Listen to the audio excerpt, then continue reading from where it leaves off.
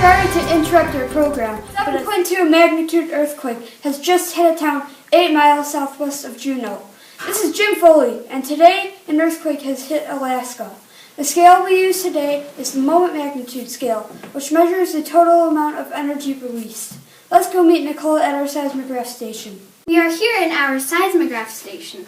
A seismograph is a hanging pen with a weight and a rotating drum rolling paper.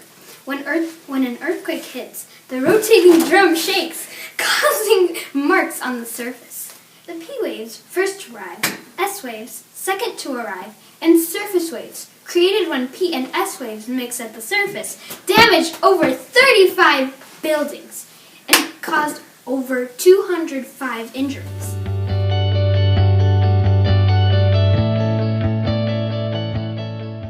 I thought I was going to die. It felt like I was right next to the epicenter, the point on the surface directly above the focus. The focus is the area beneath Earth's surface for those dumb younglings. In case of another earthquake, remember the rule: drop, cover, and hold. Here is James with an example. Thanks, James and Nicole.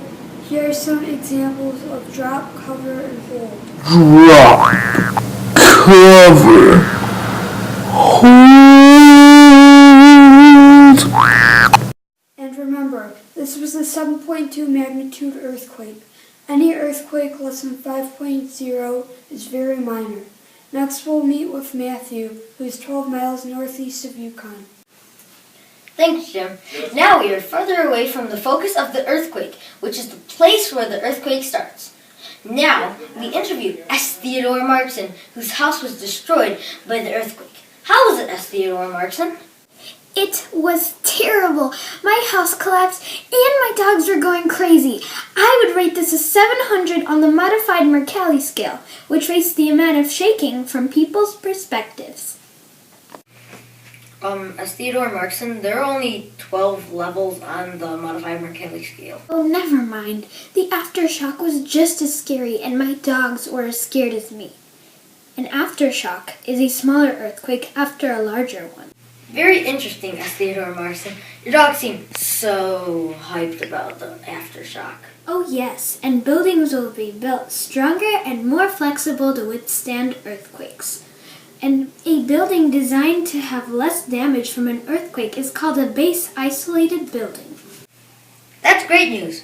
Back to you, Jim, in the studio.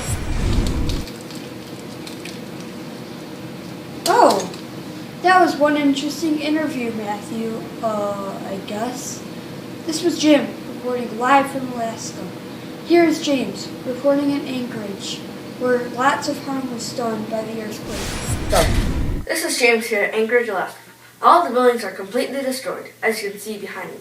The P waves came first, destroying lots of buildings by compressing and expanding them. Let's meet Matthew, who was saved by the firefighters from the burning rubble.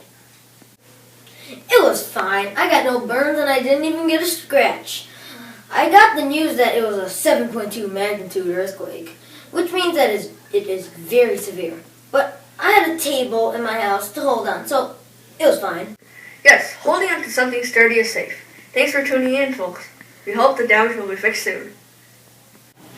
Thanks, James. If you don't know what an earthquake is, it is the shaking that results from movement of rock beneath Earth's surface. And that was the report of the earthquake 8 miles southwest of Juneau. Good night, Alaska.